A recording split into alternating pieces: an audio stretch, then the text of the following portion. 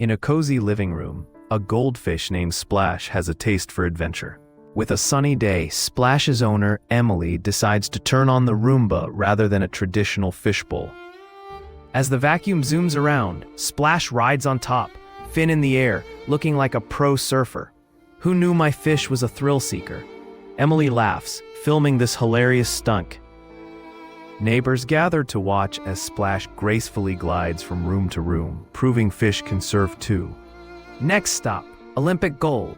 Emily cheers as Splash continues his unexpected journey, leaving everyone in stitches.